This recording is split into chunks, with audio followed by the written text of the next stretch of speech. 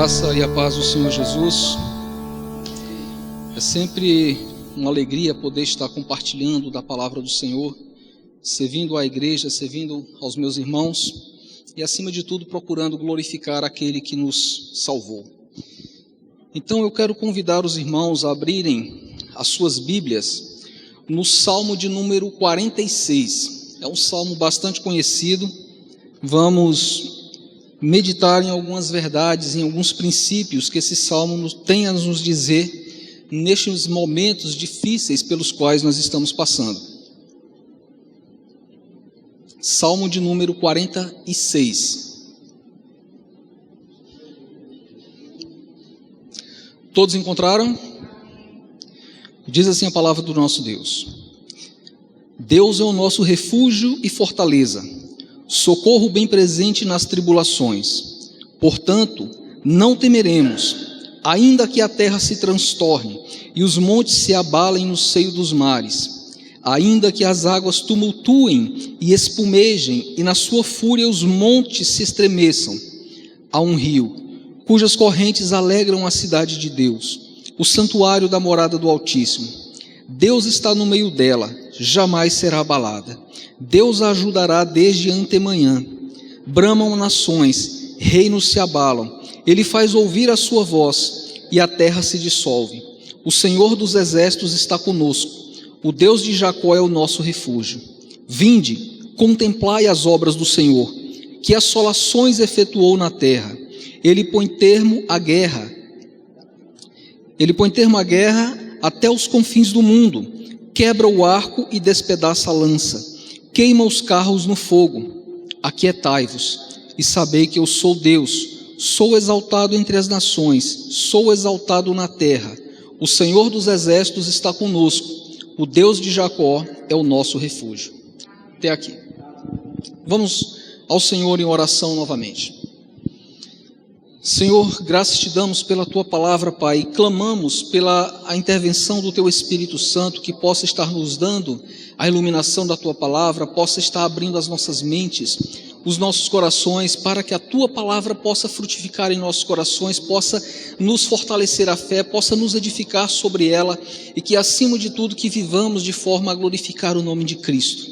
É isso que nós te pedimos e desde já te agradecemos em nome de Jesus. Amém. Todos podem sentar.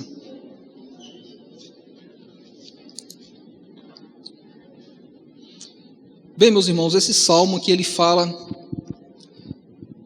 de algo peculiar, de tudo aquilo que nós estamos vivendo hoje.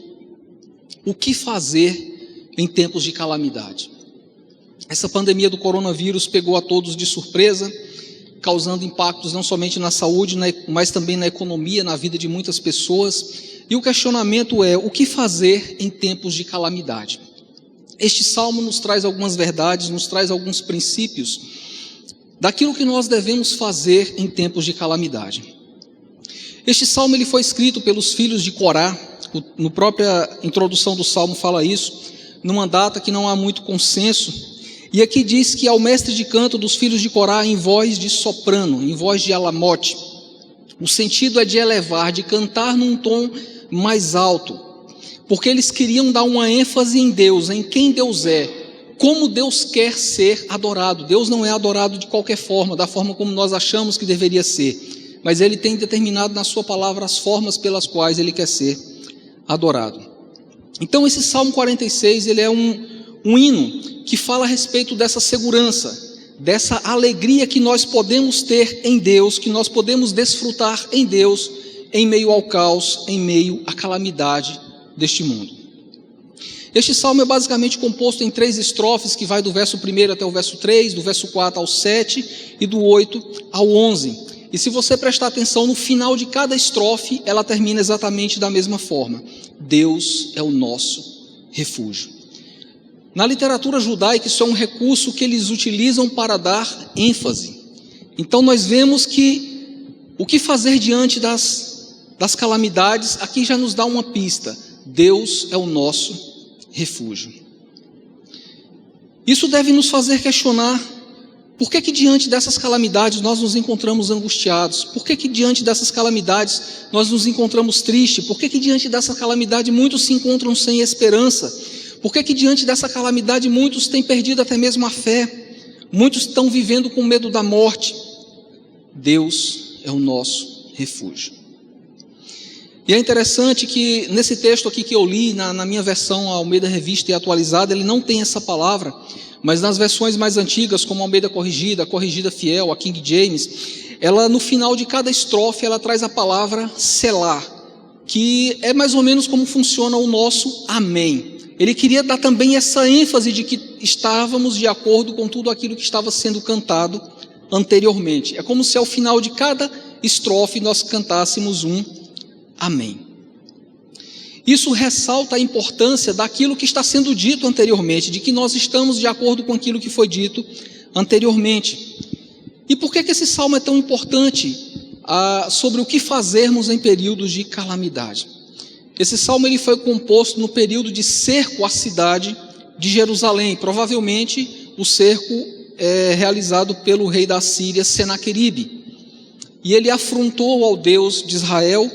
E naquela noite, sem que Israel levantasse uma única espada, o anjo do Senhor matou 185.000 soldados da Síria. Então é nesse contexto de livramento de Deus diante da calamidade que este salmo ele foi composto. E é diante desse contexto, meus irmãos, de calamidade, nesse contexto de desespero, nesse contexto de angústia, de falta de esperança, de falta de fé, que algumas pessoas, até mesmo alguns cristãos, têm se perguntado: aonde está Deus nessa calamidade? Aonde está Deus nessa pandemia? Aonde está Deus nesse sofrimento que aí está? E este salmo ele traz luz a alguns desses questionamentos do porquê nós podemos confiar em Deus na tribulação, do porquê nós podemos nos alegrarmos em Deus na tribulação, porque o propósito de tudo é que no final Deus seja glorificado. Tudo redunda na glória de Deus. Então a primeira verdade, o primeiro princípio que este texto nos ensina do porquê, do que fazer em período de calamidades. O que fazer em tempos de calamidade? A primeira verdade que esse texto nos ensina, o primeiro princípio que esse texto nos ensina, é que nós devemos confiar em Deus e não temermos as calamidades. Devemos confiar em Deus e não temermos as calamidades. E a partir do verso 1, ele começa a nos dar alguns motivos pelos quais nós devemos confiar em Deus e não temer as calamidades. O primeiro motivo está no verso 1, Deus nos protege. No verso 1 diz: Deus é o nosso refúgio e fortaleza. É interessante que a palavra traduzida por refúgio, uma tradução literal, seria literalmente um abrigo na rocha. E é interessante a analogia que os autores do Novo Testamento fazem de dizer que Cristo é a nossa rocha. E é em Cristo, e é nessa rocha que nós encontramos esse abrigo, essa proteção em tempo de calamidade. E é interessante que a figura que o salmista está utilizando aqui, nós não podemos nos esquecer que é de uma cidade que está sitiada, de uma cidade que está em guerra.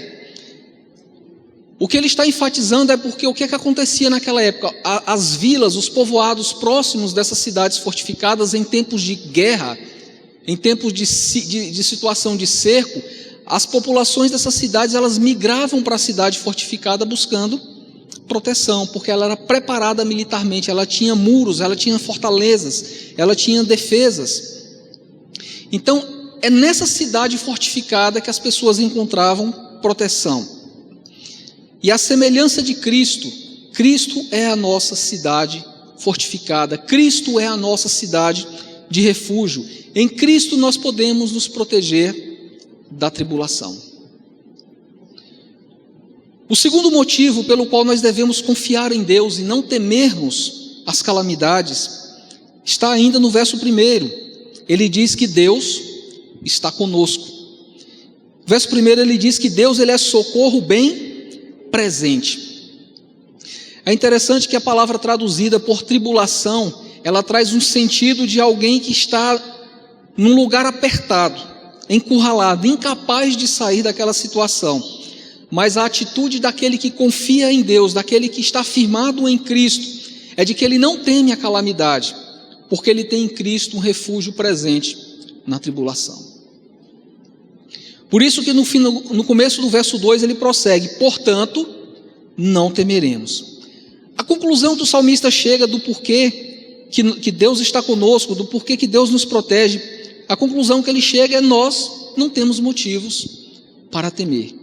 A conclusão lógica que ele chega é que nós não temos motivos para temer, porque se nós conhecemos o Deus a qual nós servimos, se nós entendemos que esse Deus é o nosso refúgio, se nós entendemos que esse Deus é a nossa fortaleza, se nós entendemos que em esse Deus nós encontramos refrigério em tempo de tribulação, de que em Cristo Ele é a nossa proteção, a nossa cidade fortificada, nós confiaremos em Deus, porque Deus é o nosso refúgio. O terceiro motivo para nós confiarmos em Deus e não temermos a calamidade está no versículo 2. É porque Deus ele não nos poupa da tribulação. Deus ele não nos priva da tribulação. Eu sei que isso pode não agradar aos ouvidos de muita gente, essa é uma mensagem que não é muito aceita nos nossos dias. Como é que é isso? Crente passando por tribulação? Sim. Jesus nos alertou sobre isso. No mundo teríamos aflições, passaríamos por aflições. Então o terceiro motivo para confiarmos em Deus e não temermos a tribulação é porque Deus não nos poupa da tribulação. No verso 2 ele diz o seguinte: ainda que a terra se transtorne e os montes se abalem no seio dos mares. É interessante que nós estamos falando de um cântico, de uma linguagem poética. O salmista ele usa essa linguagem para descrever terremotos, para descrever maremotos, que a sua força, a sua impetuosidade, eles abalam até mesmo os montes no seio do mar. Ele usa essa figura de linguagem para descrever uma situação de extrema calamidade. Ele faz essa analogia dessa terra se transtornando, dos mares se revolvendo no fundo. Ele faz essa analogia comparando com o cerco da destruição de Jerusalém, com o cerco da cidade. Aquilo que na mentalidade das pessoas era como se fosse o fim do mundo.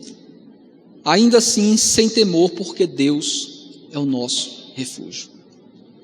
Deus ele não nos priva da tribulação, meus irmãos. Por isso nós podemos confiar em Deus, porque de uma maneira a qual nós não entendemos, na tribulação Deus tem o melhor para nós. Isso pode parecer algo estranho, algo difícil de digerir às nossas mentes modernas. Como que a tribulação pode contribuir para o meu bem? Paulo, quando escreve aos Romanos, ele fala a respeito disso, que todas as coisas cooperam para o bem daqueles que amam a Deus, daqueles que são chamados segundo o seu propósito. E se você olhar o capítulo 8 de Romanos, todo ele é falando de tribulação, de perseguição. No versículo 3 ainda continua falando a respeito desses motivos pelo qual nós confiamos em Deus, que Deus não nos poupa da tribulação. Ele diz: ainda que as águas tumultuem e espumejem, e na sua fúria os montes se estremeçam. Novamente o salmista ele usa essa figura de linguagem de um mar tempestuoso, como se fosse uma espécie de um tsunami, dessas águas turbulentas que dão sobre a costa e arrebentam até mesmo os montes. E é interessante que na literatura dos Salmos, os montes eles são utilizados como figura de linguagem de algo firme, de algo sólido. Tanto é que no Salmo 125, verso 1, ele diz: os que confiam no Senhor são como os montes de Sião, que não se abalam, mas permanecem para sempre. Mas diante dessa fúria, diante desse mar intempestuoso, até mesmo os montes tremem e se estremecem. Talvez muitos dos irmãos não tenham percebido, mas essas figuras de linguagem que o salmista está utilizando para descrever a ira de Deus que está presente em todo este salmo. O que o autor está exaltando é a Deus, é a sua soberania, de que essas calamidades sobre as quais estavam vindo sobre o povo de Israel, era para mostrar que Deus era soberano sobre tudo, para mostrar a insignificância dos homens, para mostrar a severidade do juízo de Deus, para mostrar a necessidade do homem de se arrepender. Se você lê o livro do profeta Joel, todo ele é pautado nesses três temas: o juízo de Deus, o chamado ao arrependimento e a promessa de bênção, de restauração. Então aqui fala a respeito disso, dessas metáforas para a ira de Deus. Aquilo que os homens achavam a coisa mais poderosa, mais absurda, aquilo que os homens temiam, eram coisas insignificantes comparado com a ira de Deus que ainda há de ser manifestada. Então, no sentido escatológico, Deus vai derramar a sua ira no que a Bíblia chama do grande e terrível dia do Senhor.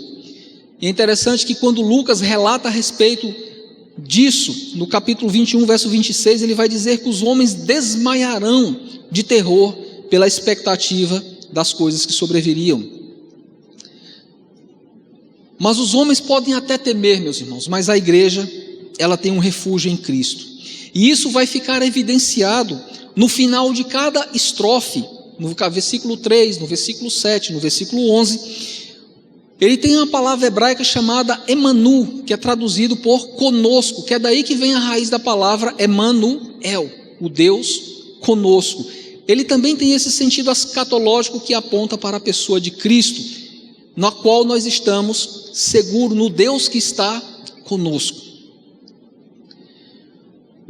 O segundo princípio, meus irmãos, que esse texto nos fala do que fazer em tempos de calamidade, está a partir do verso 4.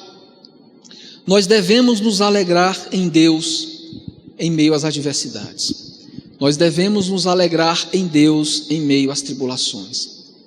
Isso parece mais estranho ainda do que aquilo que eu havia falado, que Deus ele não nos livra da tribulação, por isso nós poderíamos confiar em Deus. E não somente isso, o segundo ponto que esse texto nos fala, que nós devemos nos alegrar em Deus na adversidade, devemos nos alegrar em Deus nas tribulações. O primeiro motivo que ele dá para nós nos alegrarmos em Deus nas tribulações está no versículo 4, acompanhem comigo, por favor. Ele diz aqui que há um rio cujas correntes alegram a cidade de Deus. Novamente nós precisamos voltar ao contexto no qual este salmo foi escrito, que era um contexto de cerco à cidade de Jerusalém. Só que se nós formos estudar a geografia da cidade de Jerusalém, a cidade de Jerusalém ela não possui rio. Ela não possui rio. Mas de onde é que o salmista tirou este rio, cujas correntes alegram a cidade de Deus?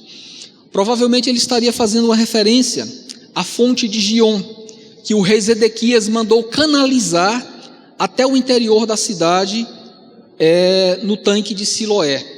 E em tempos de adversidade, em tempos de guerra, em tempo de cerco, aquele era o único suprimento de água de toda a cidade. Qual que é a ênfase que o salmista está querendo dizer com isso, meus irmãos? Que no período de tribulação, no período da adversidade, no período da calamidade, Deus tem nos dado o suficiente. Deus tem nos dado contínua provisão. E é por isso que ele usa essa figura de linguagem do rio, que alegra a cidade de Deus.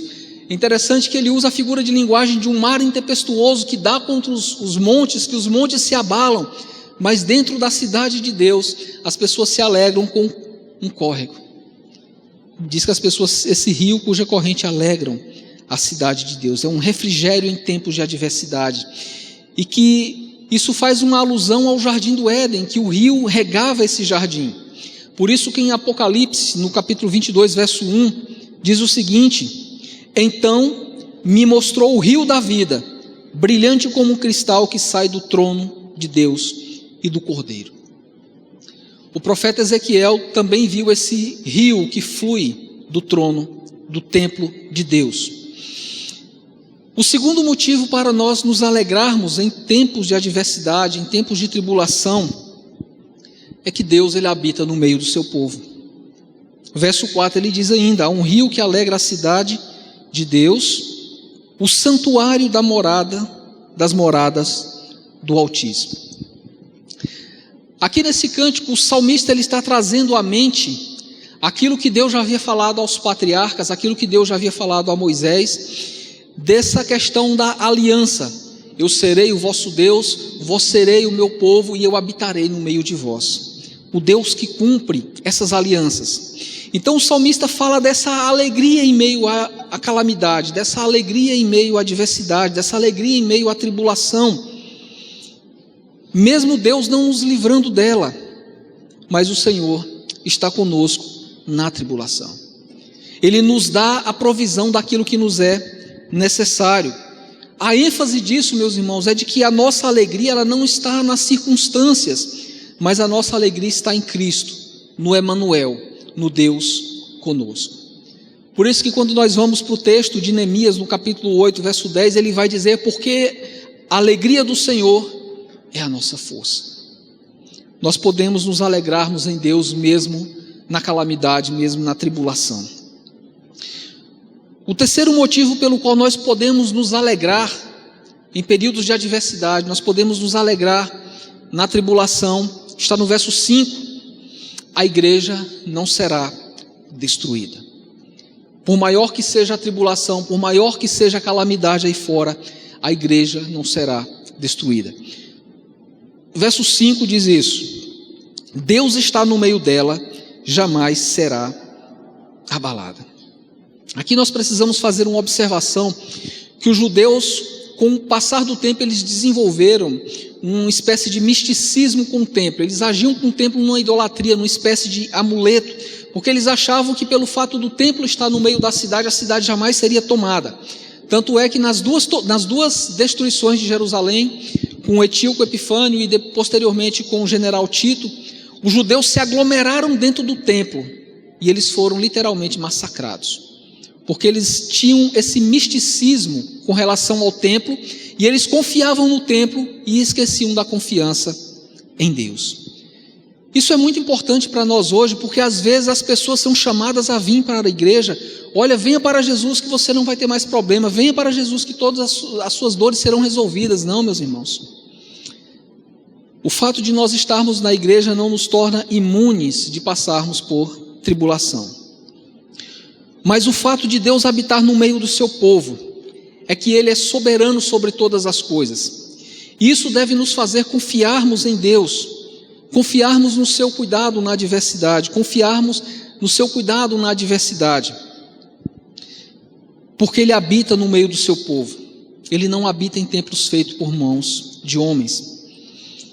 E portanto, o fato de nós não sermos poupados de passarmos por tribulação, mas de sermos preservados no meio da tribulação, a nossa tribulação ela tem um tempo limitado. Paulo, quando escreve à igreja de Roma, no capítulo 8 também, falando a respeito de toda aquela problemática de perseguição, de tribulação pela qual a igreja estava passando, de cristãos sendo presos, de cristãos sendo mortos, ele chama aquilo da nossa leve e momentânea tribulação. Não que a tribulação que eles estavam passando fosse leve, mas que ela era insignificante com o peso de glória que haveria de ser manifestado na igreja. Por isso, nós não somos poupados da tribulação, mas nós somos preservados na tribulação. E a nossa tribulação ela tem um tempo limitado, porque ela não tem um fim em si mesma. Ela tem o propósito de fazermos nos alegrarmos em Cristo, independente da situação pela qual nós estejamos passando. No verso 5, ele ainda fala também o quarto motivo pelo qual nós podemos nos alegrar em Deus, mesmo nas tribulações, porque Deus nos socorre em tempo oportuno. Verso 5 ele diz: Deus a ajudará desde antemanhã, ou literalmente na aurora, ou literalmente no nascer do dia, porque quando a cidade estava sitiada, era justamente no nascer do dia que os exércitos faziam as suas incursões para tentar invadir a cidade. E é justamente no momento oportuno que Deus dá o livramento ao seu povo. Quando nós estamos passando por tribulações, meus irmãos, por adversidades, nós queremos o livramento de Deus o mais rápido possível. Isso é humano. Mas nós precisamos entender que Deus ele nos dá o livramento no momento oportuno, no tempo de Deus. Isso deve nos fazer nos alegrarmos no Senhor. O quinto motivo pelo qual nós podemos nos alegrar em Deus, mesmo em tempo de calamidade, mesmo em tempo de tribulação, é de que Deus destruirá os inimigos do seu povo. Verso 6, acompanhe comigo por favor. Ele diz assim: bramam nações, reinos se abalam, ele faz ouvir a sua voz e a terra se dissolve. Aqui novamente ele usa uma linguagem poética, uma linguagem figurada para demonstrar a respeito do poder, todo o poder que o nosso Senhor tem. As nações elas temiam e tremiam diante da voracidade, diante da violência dos exércitos assírios, mas aqui ele está diante de um Deus que pôs fim ao exército assírio com uma facilidade absurda. É a esses a quem os homens devem temer, porque ele faz ouvir a sua voz. E no final do verso diz: e a terra se dissolve diante do furor da ira de Deus. É a esses a quem os homens devem temer. Mas a igreja ela pode se alegrar nisso, porque Deus destruirá os inimigos do povo de Deus. O sexto motivo, meus irmãos, pelo qual nós podemos nos alegrarmos em Deus, mesmo em calamidade, mesmo passando por tribulação, é de que o Senhor, Ele é o único e verdadeiro Deus. Verso 7, ele diz isso. Acompanhe comigo, ele diz aqui: o Senhor dos exércitos está conosco, o Deus de Jacó é o nosso refúgio. É interessante o estilo de escrita do autor do Salmo 46, de fazer esse emparelhamento, de colocar essa métrica dos versos 3, do verso 7, do verso 11, de repetir as palavras Deus é o nosso refúgio, de terminar com selar, amém, de trazer essa ênfase de que Deus está conosco. Ele tinha um propósito com tudo isso. Ele tinha um propósito de revelar o Deus a qual nós servimos. E é isso que ele fala aqui. Ele usa termos utilizados para descrever o único e verdadeiro Deus. Ele usa dois nomes para isso: o Senhor dos exércitos e o Deus de Jacó, o Deus das alianças.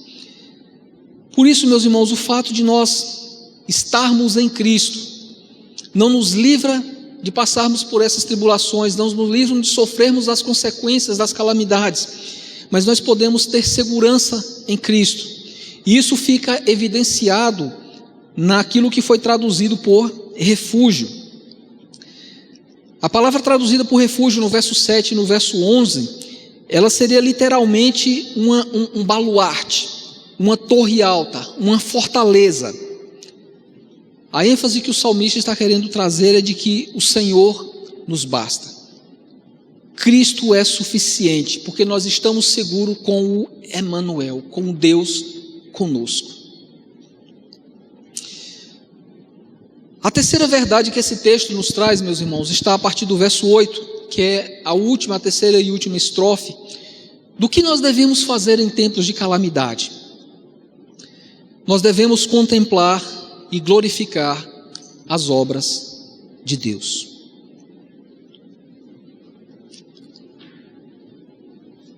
O que fazer em tempo de calamidade? O terceiro princípio: contemplar e glorificar as obras de Deus.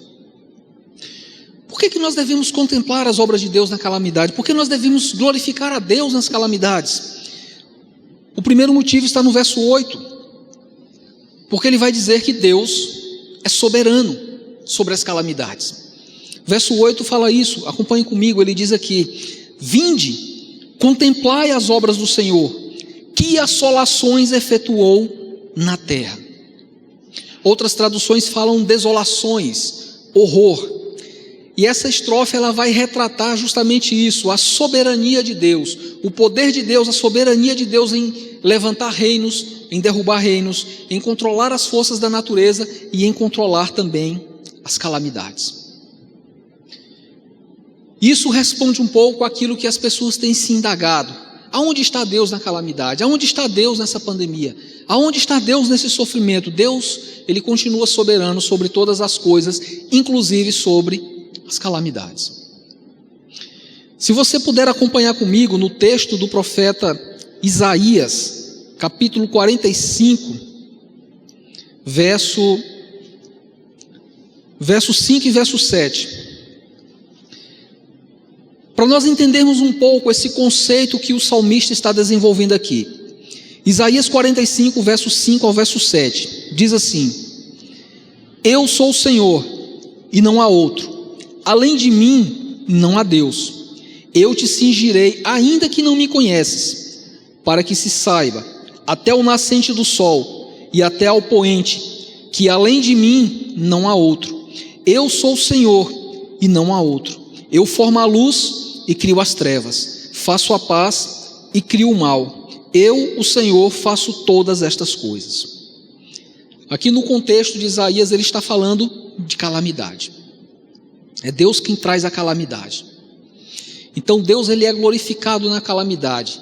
Isso é algo humanamente, às vezes até incompreensível, como que Deus é glorificado na calamidade, como que Deus é glorificado em tudo isso que nós estamos testemunhando. Isso traz luz, meus irmãos, a muitos questionamentos dos homens aí fora, até mesmo do meio evangélico.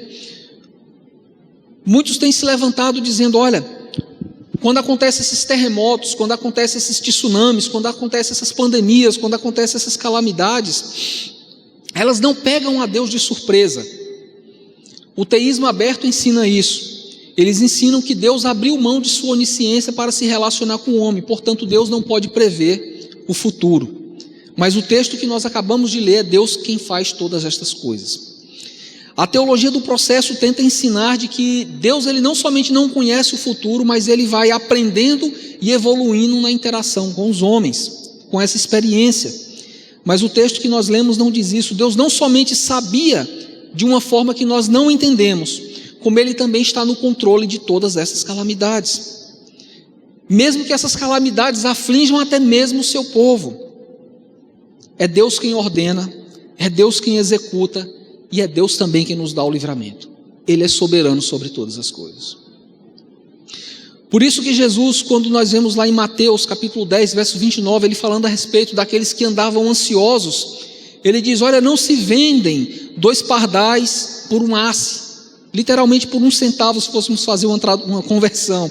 E ele diz, nenhum deles cairá do céu, cairá em terra, sem o consentimento do vosso Pai. Meus irmãos, se Deus está no controle, até mesmo diante de coisas tão insignificantes para os homens, como um pardal que vale menos que 1 centavo, quanto mais em coisas maiores. O segundo motivo pelo qual nós devemos contemplar e glorificar a Deus nas calamidades, é porque Deus, ele triunfa sobre o mal. O verso 9 ele diz isso. Acompanhe comigo, ele diz aqui, ele põe termo à guerra, ele põe fim à guerra até os confins do mundo. Quebra o arco, despedaça a lança e queima os carros no fogo.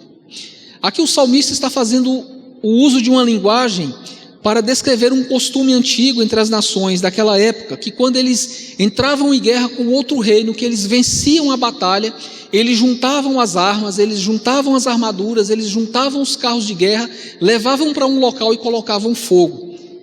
Aquilo era uma declaração de vitória. Olha, agora nós estamos em paz, nós vencemos a guerra. Então o salmista, ele traz esse uso cultural aqui para entregar isso, da soberania de Deus, de que Deus, ele triunfa sobre o mal. É Deus quem põe fim à guerra, é Deus quem põe fim à calamidade. E essa imagem que ele utiliza aqui é justamente de uma vitória plena, de uma vitória perfeita. E isso tem um sentido também escatológico, porque no dia do Senhor, Deus eliminará o mal de uma vez por todas. Deus triunfará sobre o mal, Deus triunfará sobre as calamidades. Por isso nós devemos contemplar e glorificar as obras de Deus nas calamidades. O terceiro motivo para nós contemplarmos as obras de Deus, para glorificarmos a Deus nas calamidades, é de que Deus, ele faz todas as coisas para a sua glória. Deus faz todas as coisas para a sua glória. No verso 10 ele diz, aquietai-vos e sabei que eu sou Deus, sou exaltado entre as nações, sou exaltado na terra. Deus está falando para o seu povo, literalmente, olha, silenciem. Por que é que vocês estão agitados? Por que é que vocês estão ansiosos? Eu sou Deus exaltado sobre tudo e sobre todos. Portanto, meus irmãos, a postura de nós como cristãos, diante dessa calamidade que aí está, ainda que de uma forma que nós não entendemos, nós temos que reconhecer isso, mas a Escritura afirma isso de uma maneira muito clara, que tudo isso que está acontecendo para a glória de Deus. Está acontecendo para a glória de Deus. É algo que soa um pouco estranho, como que uma calamidade, como que uma mortandade, como que enfermidades, como que catástrofe contribuem para Deus ser glorificado. A Bíblia não nos dá muitos detalhes a respeito disso, mas a Bíblia nos ensina isso de uma forma que nós não compreendemos. E aqui eu tomo a mesma postura como Calvino. Eu vou até onde a Bíblia vai e eu me calo onde a Bíblia se cala. A Bíblia fala a respeito disso. Quando nós vemos no livro de Jó, quando a sua mulher fala para ele: olha, amaldiçoa esse teu Deus e morre. Nós já conhecemos a história de Jó e todos os males que vieram sobre ele. Aí em Jó capítulo 2, verso 10, ele responde: falas como qualquer doida, temos recebido o bem de Deus e não receberíamos também o mal? Em tudo isso não pecou Jó com seus lábios. Temos recebido o bem de Deus e não receberíamos também o mal? Em outra passagem, Jó afirma: o Senhor deu, o Senhor tirou, louvado seja o nome do Senhor. E ali ele havia perdido todos os seus bens, todas as suas propriedades e todos os seus filhos. E Jó, diante de toda aquela calamidade, ele se prostra e adora a Deus. O Senhor deu, o Senhor tomou, louvado seja o nome do Senhor. É como eu disse, meus irmãos, é algo assim misterioso que nós tentamos racionalizar e às vezes nos perdemos em meio ao nosso raciocínio, mas são verdades que a Bíblia ensina, que Deus ele é glorificado na calamidade. O quarto motivo para nós contemplarmos a Deus, glorificarmos a Deus na calamidade, é de que o Senhor é o único e soberano Deus. O verso 11 ele repete aquilo que já havia falado no verso 7: o Senhor dos exércitos está conosco, o Deus de Jacó é o nosso refúgio. Ele usa esse recurso da repetição, que era um recurso da literatura judaica, quando ele queria dar ênfase. Deus ele é esse nosso baluarte, Deus ele é essa nossa torre, Deus ele é a nossa cidade fortificada, Cristo é a nossa cidade de refúgio, porque ele é o Emanuel, o Deus conosco. É essa ênfase aqui do Senhor dos exércitos, do Deus de Jacó que está conosco. Quem é que a Bíblia no Novo Testamento chama desse Deus que está conosco, se não for Cristo? E é justamente esse salmo, Salmo 46, que serviu de inspiração para Lutero compor o hino Castelo Forte. Eu quero concluir essa mensagem dessa noite, meus irmãos, trazendo 3 aplicações a respeito desse texto nos fala. Nós já falamos aqui o que fazer em tempos de calamidade. Nós devemos confiar em Deus e não temermos as calamidades. Nós devemos nos alegrar em Deus, mesmo em meio às tribulações. E nós devemos contemplar e glorificar a Deus em meio à calamidade. Qual a aplicação disso tudo para nós hoje? A primeira aplicação que esse texto nos traz é que diante das calamidades, diante das adversidades, das tribulações da vida, nós não só podemos, como devemos continuar confiando em Deus. As calamidades, as pandemias, os terremotos, os tsunamis, eles não estão a par do conhecimento de Deus, mas de uma forma que nós não compreendemos, Deus está usando todas estas coisas para a sua glória. Mesmo que traga mortes, mesmo que traga angústia, mesmo que traga sofrimentos, Deus, de uma forma que nós não compreendemos, ele é glorificado em todas essas coisas.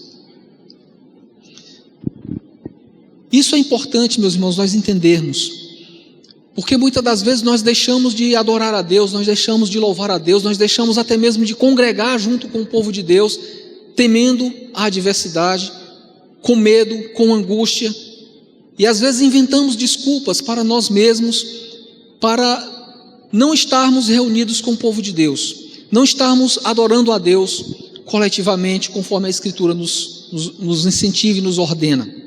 É bem verdade que aquelas pessoas que estão no grupos de risco, que devem ter cuidados redobrados, mas, meus irmãos, nós precisamos analisar: se você está indo para o seu trabalho normalmente, Deus está lhe protegendo lá. Se você continua frequentando os supermercados, e Deus está lhe protegendo lá. Se você continua fazendo viagens, e Deus está lhe protegendo lá. Se você continua fazendo os seus lazeres, e Deus está lhe protegendo lá.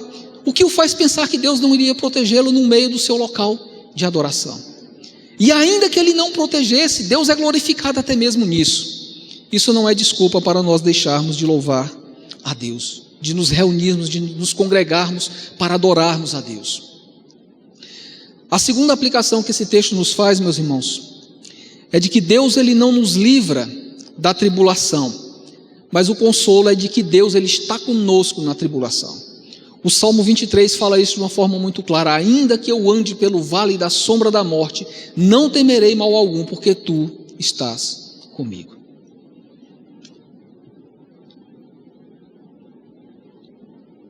Deus está conosco na tribulação. Isso deveria nos fazer louvar a Deus, glorificar a Deus, nos empenharmos para estarmos adorando, louvando ao Senhor. Mas às vezes as nossas tribulações, às vezes as nossas dores, às vezes as nossas angústias têm servido de desculpa para não fazermos isso. Deus ele permite que nós passemos por tribulações para que nós confiemos nele, para que nós nos deleitemos nele, para que nós nos regozijemos nele e não nas circunstâncias. A terceira aplicação que esse texto nos traz, meus irmãos, é de que nós devemos continuar adorando a Deus mesmo na tribulação, mesmo que tudo esteja dando errado, porque Cristo ele é digno de toda honra, de toda glória, de todo louvor, independente da situação com nós estamos. Jó pôde adorar a Deus em meio ao luto, Jó pôde adorar a Deus em meio à enfermidade, Jó pôde adorar a Deus em meio de estar a ponto de encontrar-se com a morte. O Senhor deu, o Senhor tomou, louvado seja o nome do Senhor. Recebemos o bem de Deus, também não receberemos o mal. Então, meus irmãos, Cristo ele deve ser adorado, independente da situação pela qual nós estejamos passando.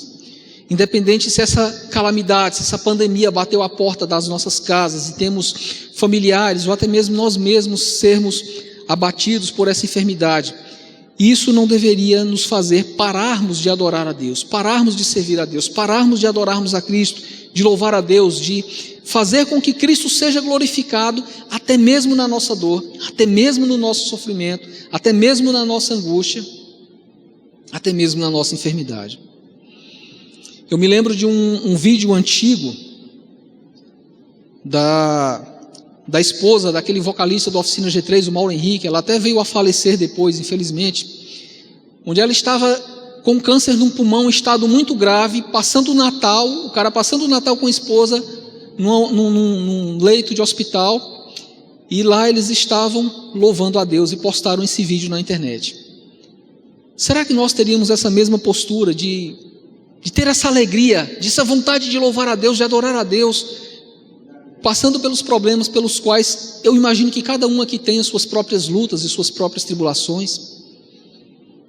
Isso não é algo utópico, meus irmãos. Nós vemos vários e vários cristãos vivendo isso na prática, no seu dia a dia. Isso deveria nos encorajarmos a adorar a Cristo, a servir a Cristo e a glorificar o seu nome. Amém? Vamos nos colocar de pé, vamos orar nesse momento e pedir força ao Espírito Santo de Deus, porque tudo isso que foi falado aqui hoje não é fácil de vivermos isso. Amém? Senhor Deus, graças te damos pela oportunidade que tivemos aqui de estarmos reunidos em teu nome, aprendendo da tua palavra, louvando o teu nome, te adorando em espírito e em verdade, Pai. Que o teu Espírito Santo possa nos capacitarmos, Deus, a vivermos essas verdades, porque elas são duras, elas são difíceis, e se não for pela ajuda do Senhor, nós não conseguiremos a entendermos o que fazer em tempo de adversidade.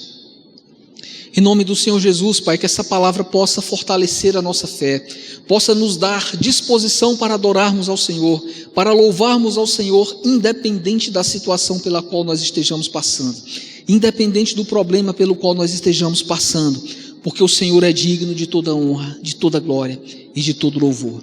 Que o teu Espírito Santo nos fortaleça a fé, Deus, e nos capacite a vivermos em espírito e em verdade tudo isso que foi ensinado hoje, e que o seu nome seja glorificado em nossa vida. É isso que nós te pedimos, Senhor, e desde já te agradecemos em nome de Jesus. Amém.